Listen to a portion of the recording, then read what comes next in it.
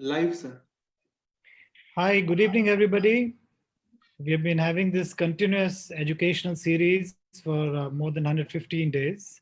And we have covered a range of topics from spiritual health to mental health, yoga, Ayush systems, bringing all philosophies, study designs, quality assurance programs that are applicable to yoga.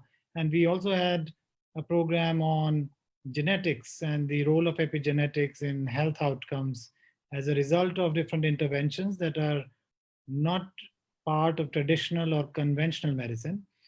And there has been a lot of debate on this forum of how to, and this debate, mainly the arguments emerge from the conventional scientists, biologists, willing to do a quantitation, having a quantitative approach to various claimed outcomes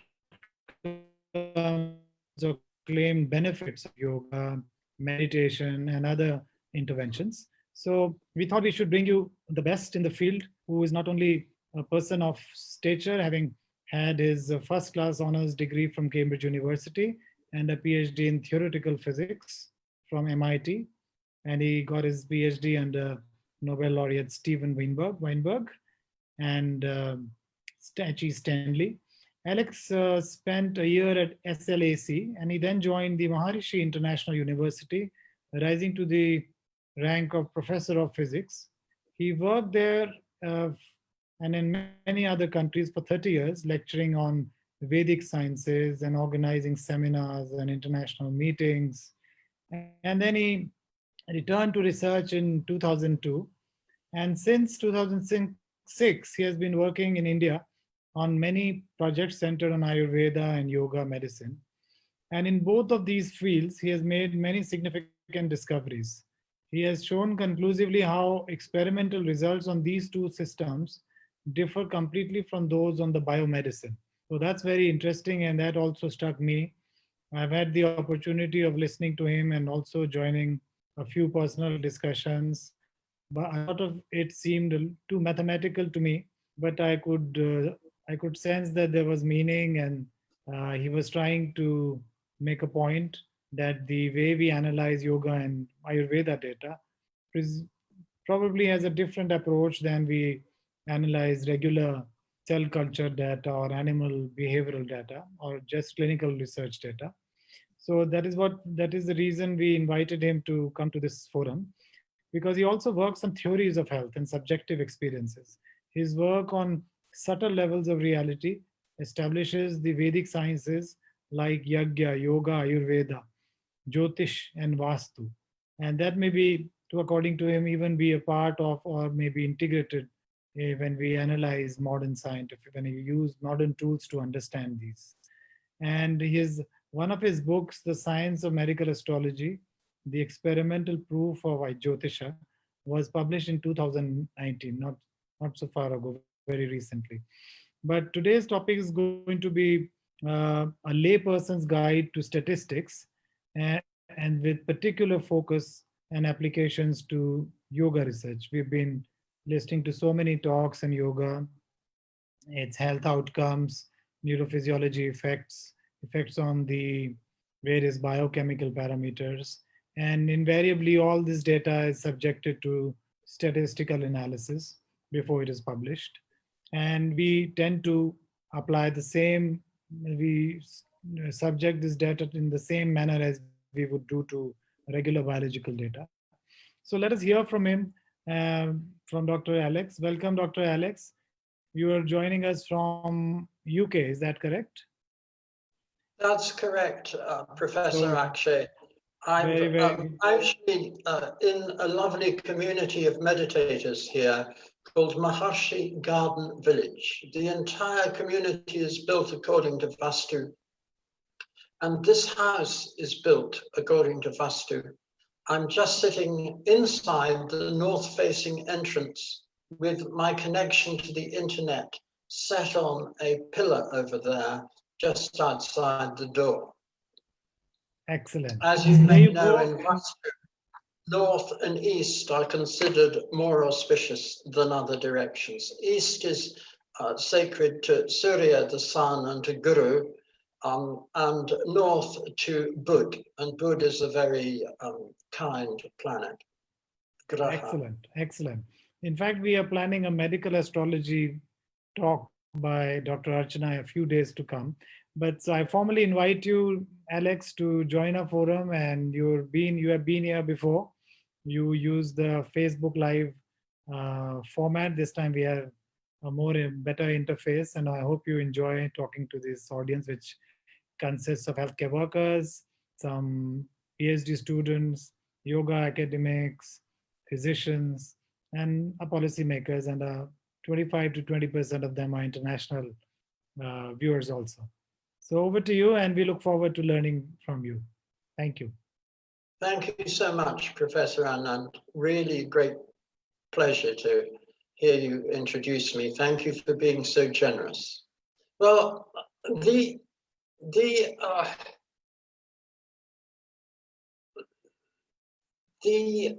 possible book I was thinking of writing on statistics makes it relatively easy for me to talk about statistics.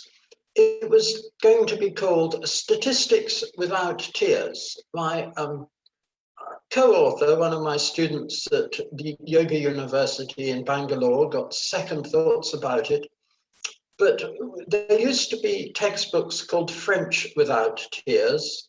So I thought that statistics, which is well known to cause a lot of grief to a lot of students, should be called, there should be a book on statistics without tears. Now, the statistics of yoga is actually very different to the statistics from medical studies. And I'm going to explain to you why. I also want to remind you that there is a general misunderstanding of statistics. Statistics can be used as a word. We have a statistic. Many of you will be looking at the news on the worldometer for the latest COVID numbers. And you will see that different agencies give different numbers for the same thing.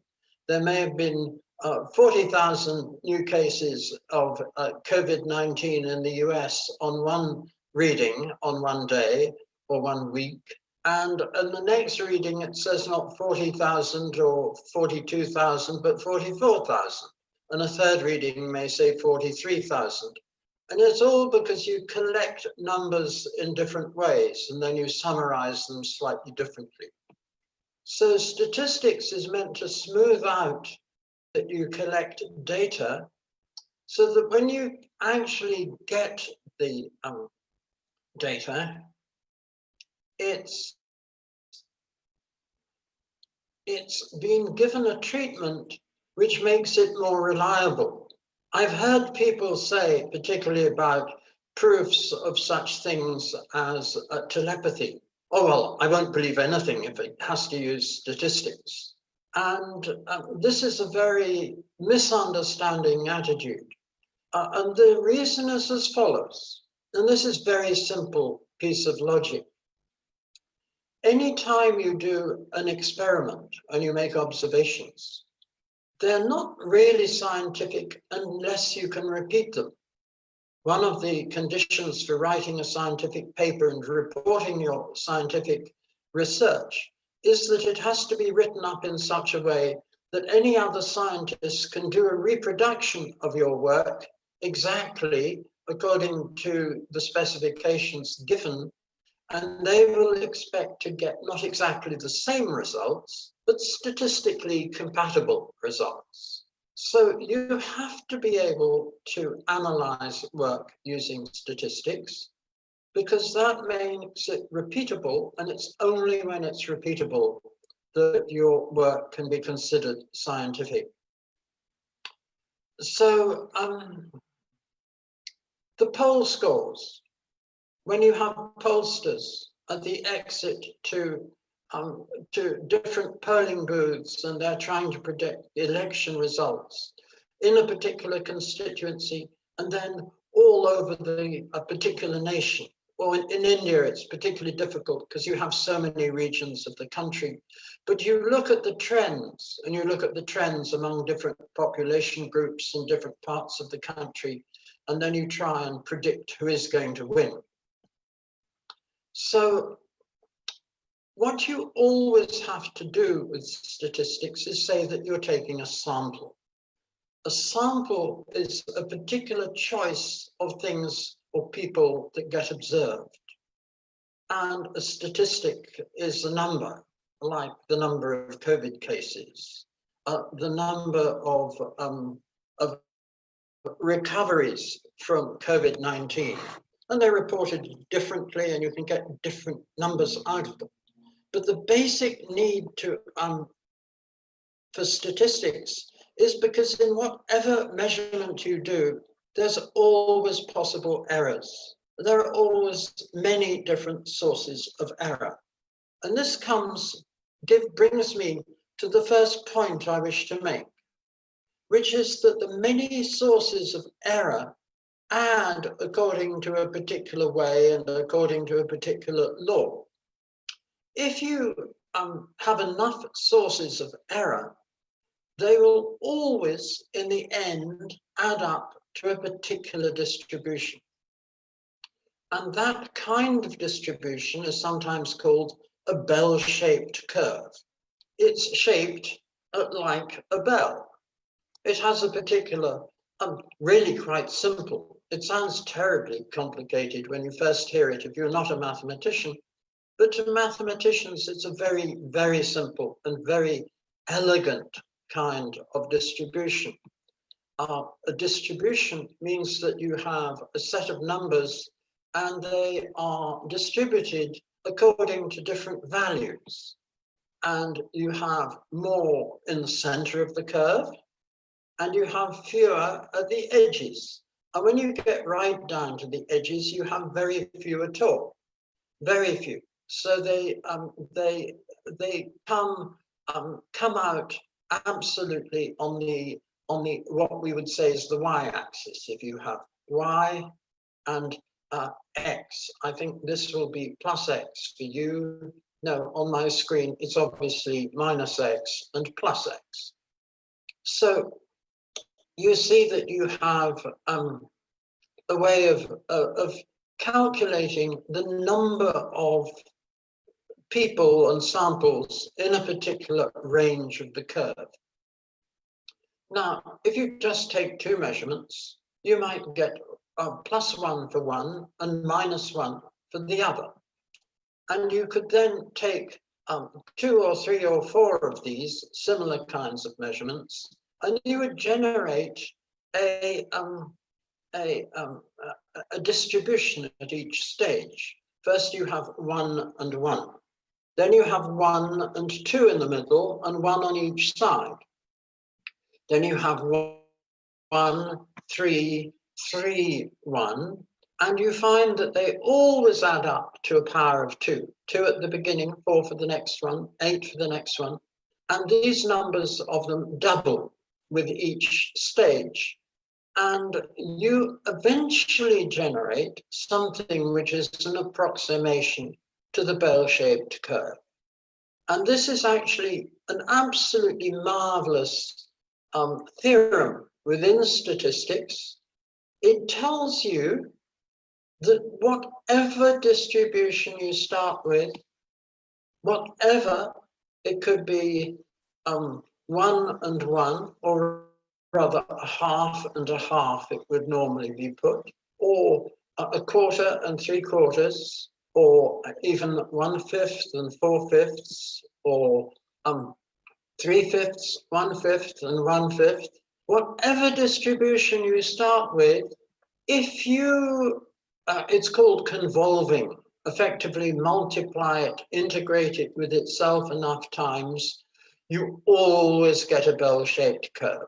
And that bell-shaped curve will always be situated with its center on the average that you started with. So this is called the central limit theorem. And it tells you that if you have enough sources of error, you'll always generate a normal distribution. That's why it came to be called normal. The bell-shaped curve is a normal distribution. Now, in medical experiments, there are many sources of error. Because all the different patients have all sorts of complications, which will give you different measurements. Each of those different kinds of complication is a source of error, and they all add up differently, and they all give you what is called a normal distribution in the end. And there are easy ways to treat this as effectively, there is only one parameter. It was originally called the variance. It measures the actual width of the distribution.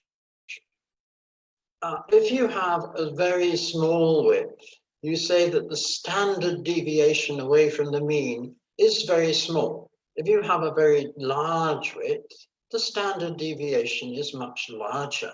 So you actually have a single parameter called the standard deviation, which is also called the variance when you square it, roughly speaking, square it. And this tells you everything you want to know about that distribution. So with a single parameter, the statistics are called parametric statistics, and they're particularly simple to use. And there are also, for those of you who might have to use them, there are more complicated things called non-parametric statistics, and it's all explained and dealt with and treated and automatically done in the IBM package, which most students have to learn to use. It's called SPSS. When I first was teaching at SVIASA, we were down at versions 9, 10, and 11. Now it's up to much greater numbers, probably up to about 30. So I last saw it at about 22. So you have within that package also more complicated statistics, which measure things slightly differently. And so the first test you do when you're doing a study is to test whether your distributions can be considered an approximation to normal distributions or not. And the first test is done called the Kolmogorov test of normality. And this will tell you whether the distributions you have before your measurements, after your measurements, in each of the variables, if it's legitimate to consider them normal or not. And actually, I'll tell you a little secret. Many people doing experiments consider it's quite legitimate to cheat a little bit on this, because it's much better, easier to use the parametric statistics and assume that everything is normal distributions. And they do work quite well unless the deviation from normal statistics is really quite large. So parametric statistics, assuming that you have normal distributions, is the way that we do statistics. And this is makes things very much simpler. Of course, many of the studies that I supervised turned out to have quite non-parametric statistics, and we had to use non-parametric work. But all the work is done for you by SPSS. The only problem with SPSS is that IBM, who produce it, being IBM, like to make a horrible profit out of even poor people like you or me. So some of my students at SVIASA found an Indian package, which is called R. R is just a little r with quotation marks on either side. And they much prefer to use R. And I would strongly recommend that you consider R, because it will save your institution and you time, expense, and money. If there are different sources of error in a distribution, as I've said there usually are, And if you can identify the sources of error there and the amount of variance that each produces, then there is a beautiful law. Each source of error, identifiable source of error, produces a particular variance. That is to say, the square of a standard deviation due to that error. And the law of statistics, roughly speaking, is that if you want to find the total error, total variance, then it's roughly speaking the sum, or what we would call the weighted sum, of all the particular sources of error that you have found and the variances for each of them. So the overall variance is either a sum or a weighted sum, a sum or a weighted sum of all the sources of error. This is an additive quality. It makes it a very beautiful theorem, and it's the reason that Professor Fisher at Cambridge, who did an enormous amount of work on the foundations of statistics in the early part of the 20th century, it's why he particularly identified a variance as the variable that one should use. It's a very lovely theory. And I might mention that his studies resulted in famous tests and tools within statistics. You can have a thing called the analysis of variance, which is written out rather unsurprisingly as ANOVA, ANOVA. Or you can have an analysis of covariance, which happens if you've got more than one parameter that you're measuring and you want to find the way the different parameters depend on each other, roughly speaking. So this is two major tools, the ANOVA and the ANCOVA. And strictly speaking, when you're measuring something complicated, you should always make sure that the ANOVA produces what is called a significant result, rather than just going straight in and doing your tests. And I will talk about statistical significance if there's time a bit later. But the original statistics in biology, it's an interesting story. There was a famous abbot of a monastery down in Czechoslovakia, Bohemia, and he was breeding flowers. And he noticed that when you bred two flowers of one color together, they came out the same, tended to come out the same.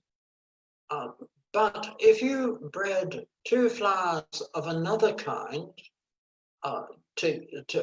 together, they might come out in different colors.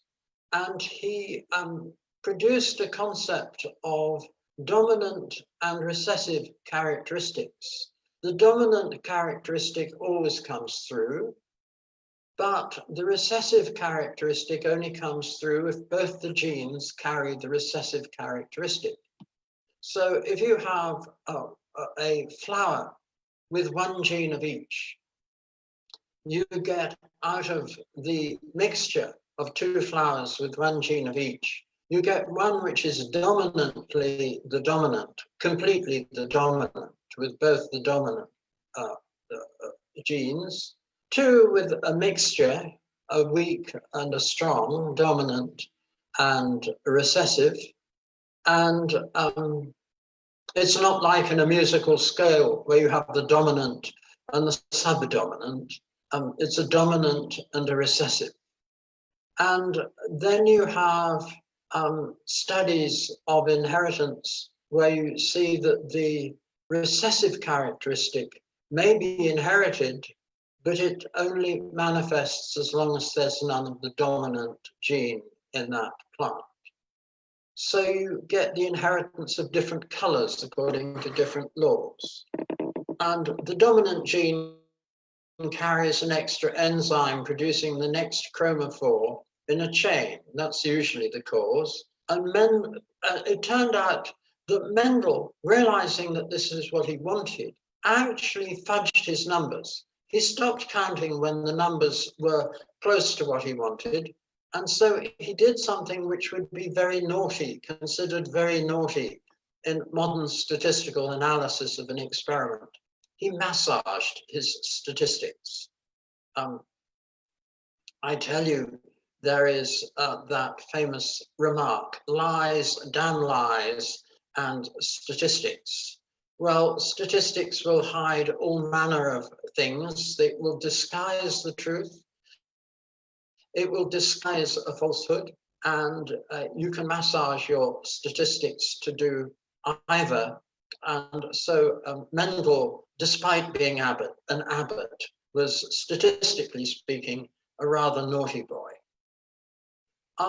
Now, I said I'd talk about the differences between drug studies and yoga studies. This isn't always the case, but we've observed about a dozen studies, between 8 and 10 studies or more, where you have the following result holds true. Drugs are produced in order to change the value in what is called a biochemical marker.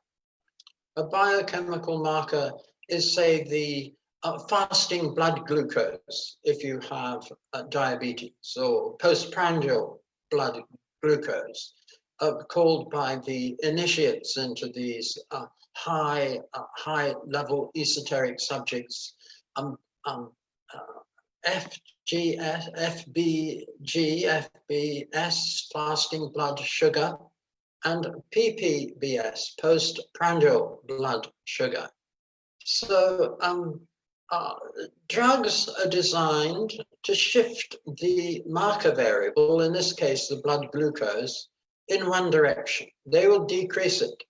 If you have hypoglycemia and you want to get back to normal glucose because you're suffering from hypoglycemia, then you don't take a diabetes drug designed to reduce the blood glucose.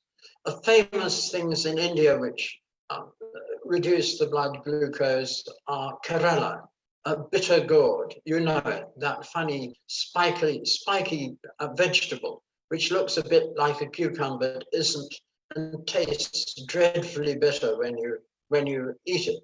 Well, Kerala has got something which reduces blood glucose and is recommended even in Ayurveda for a treatment. And then you have another thing, a fruit called jamun. And you'll all be familiar with both Kerala and jamun, living in Chandigarh or that region. And you know that jamun has got a very strange and slightly unpleasant taste, which is traditionally removed with black salt. So enjoy your Kerala if you possibly can. Enjoy your jamun because you're eating it with black salt. But let me recommend that when you go into the next Patanjali shop and you see rasa, juices for sale, don't buy the Kerala jamun. It's not at all pleasant to take.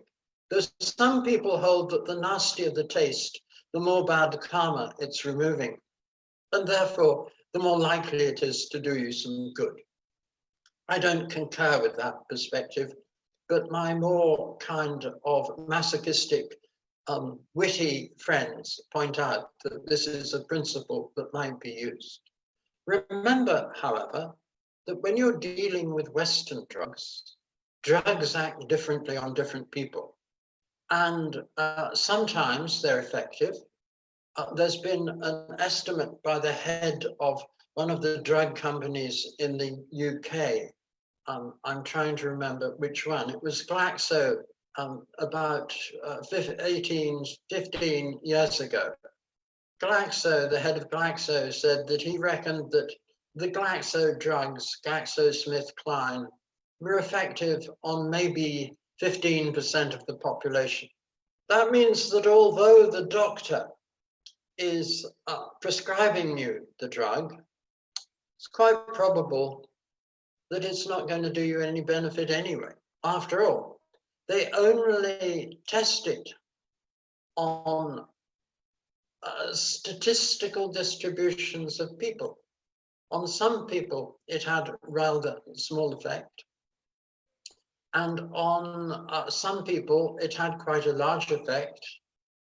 And the fact that these people may systematically be distributed that way, rather than just being a statistically distributed and coming out differently every time, is not something that the drug studies check on. Great shame. So the main thing is that there are variations in the action of a drug on members of the experimental group who've been given the test of the drug rather than no test or a placebo, if it's a placebo-controlled study. So when you have a randomized controlled trial of a drug and a drug study, as possibly you're all studying because you're part of the medical department at the under Professor Akshay in Chandigarh, or not all of you, but some of you, you have to remember that in drug studies, due to the variance of drug action, you add the variance of the drug to the initial variance of the group.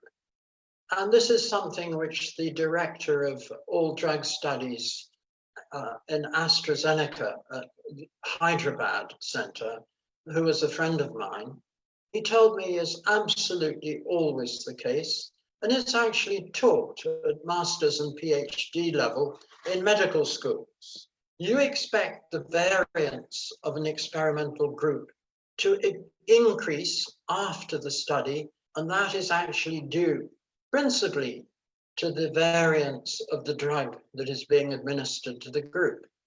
But in yoga, the story is completely different.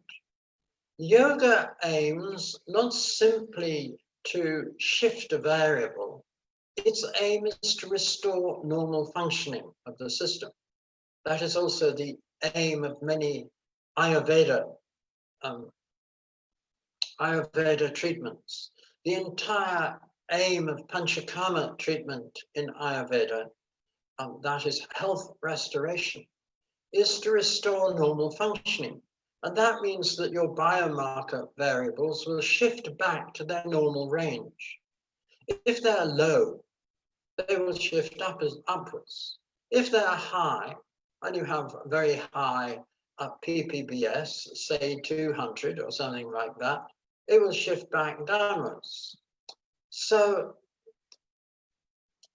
in yoga, if a biomarker has a high value, higher than its normal range, yoga reduces it. If a biomarker has a low value, yoga practices increase it. So the thing that you expect when you have a yoga study is that it will tend to reduce the width of the distribution. You can say the variance is reduced, or you can say that the standard deviation is reduced.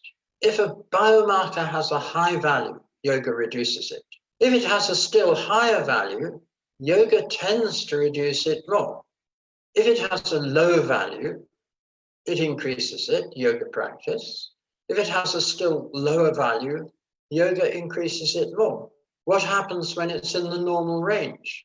Well, you can practice yoga as a healthy person, and the yoga practices won't actually decrease your or change your normal values.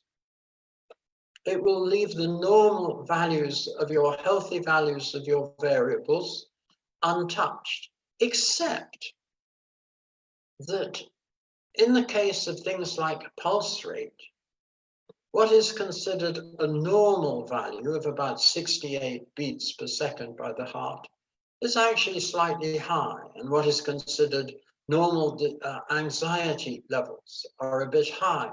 And for some of these variables, which can be measured, yoga practice actually reduces them or changes them because the average values of the whole population are at not normal values. They are at slightly pathological values.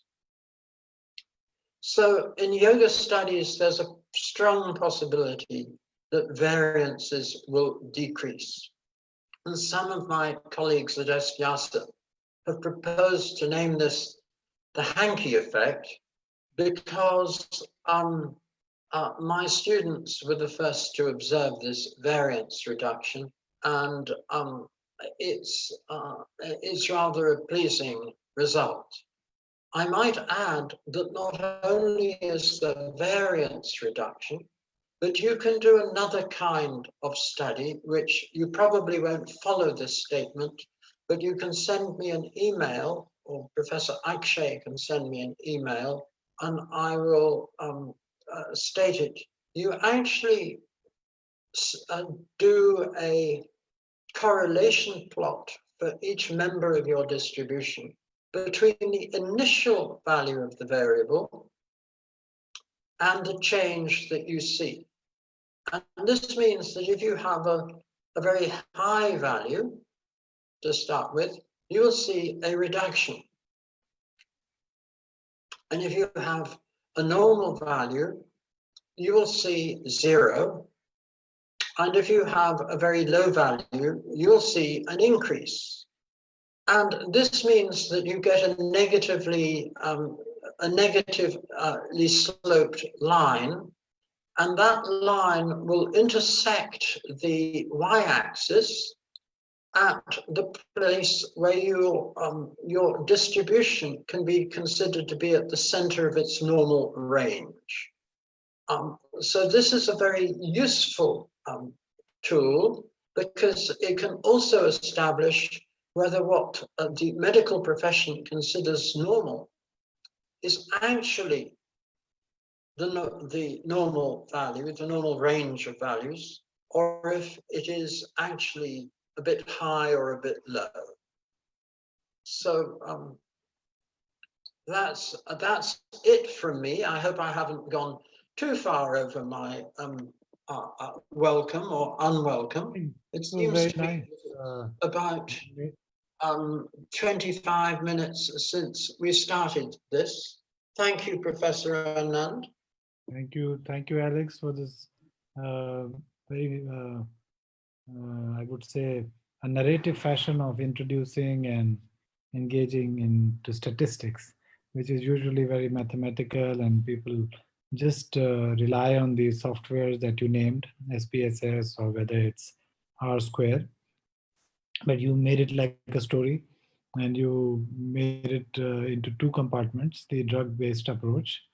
You took the risk of taking a company's name, but that's okay. And the yoga-based intervention studies. And what do you think of the yoga studies that are not being carried out on the healthy volunteers, but are just being carried out to see if there is a rescue of the phenotype of a disease, let us say Alzheimer's, or blood pressure you already talked about, maybe Parkinson's, bipolar disorder, which is already deranged and is already altered. So in bringing that to normal, will the same logic apply? Well, I think that possibly the simplest effective yoga technique to practice is Sukha Pranayama. Of course, our dear Swami Ramdev emphasizes very much Kapalabhati, and that actually is very good because it purifies the lymph system every time you breathe out strongly, you actually cause pressure on the main lymph node that goes up the center of the body, the thoracic duct. And lymph travels passively. So it responds to changes in pressure, particularly like that. And doing the number that Swami Ramdev recommends probably purifies all the lymph in all the tissues. And you can add a bit of Sukshma Vyayama, which is also a very simple yoga technique to help clear the extremities. But if you practice the very gentle Sukha Pranayama, there is actually a delicate change of pressure.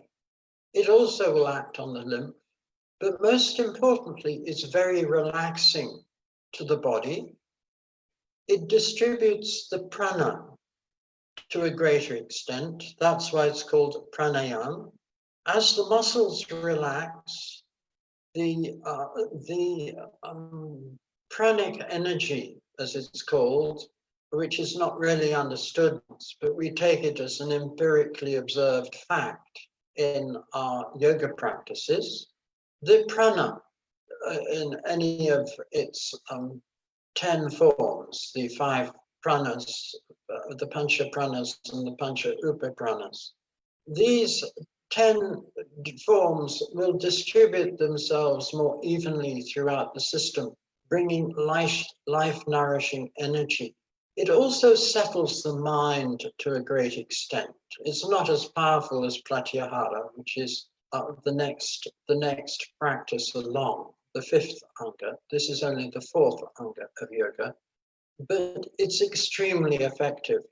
And some yoga masters of very great repute, like Swami Ram, who founded his great institute in Pennsylvania after writing his book, Living with the Himalayan Masters.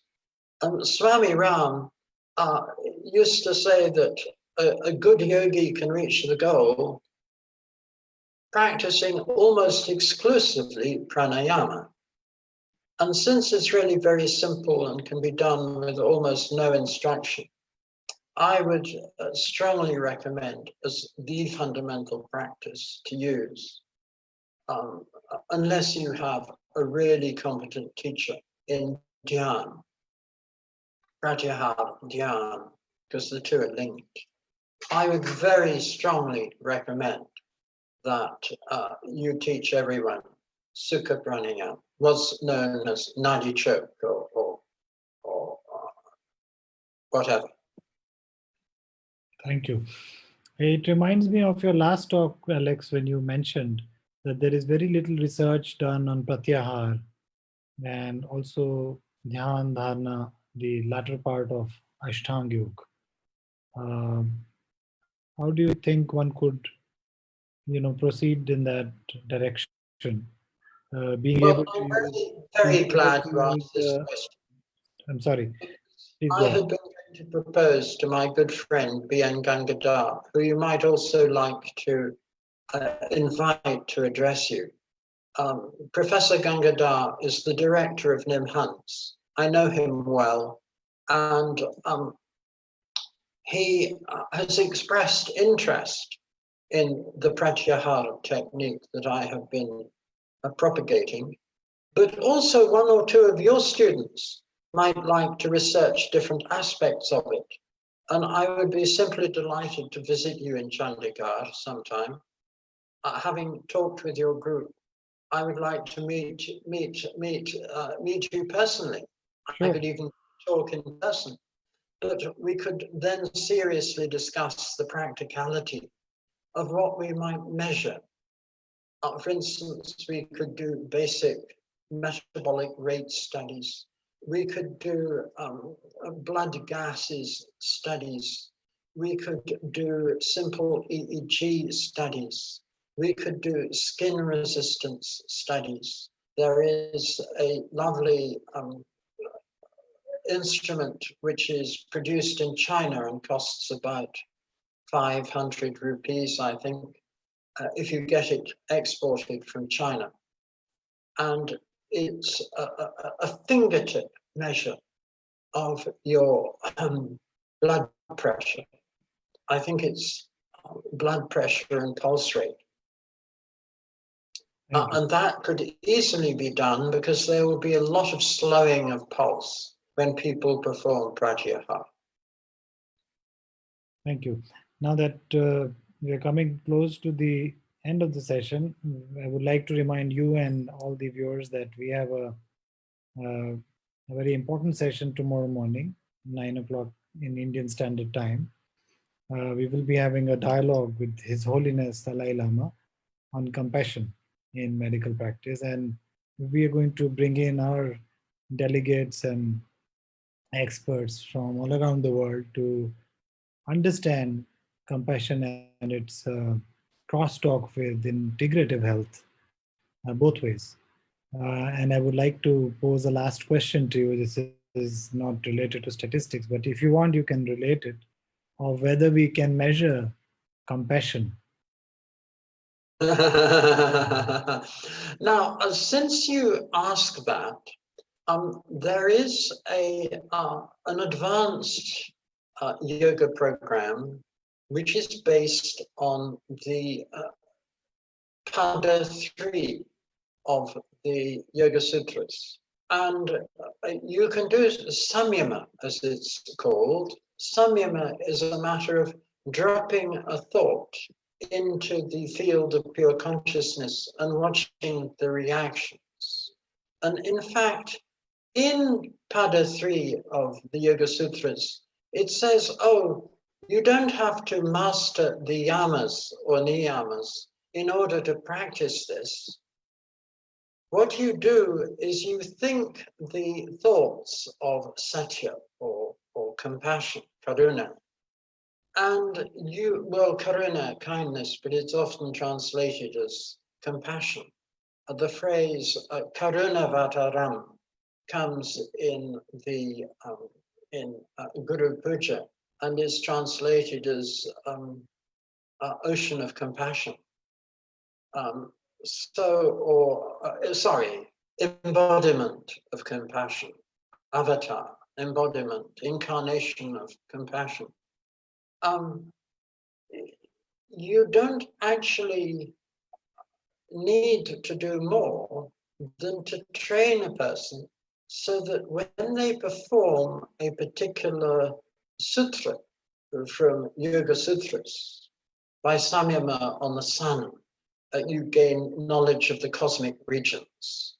And you can see what are the different physiological changes when you perform samyama on a particular concept. And one of those concepts is compassion. And I was thinking that this would be very interesting to measure.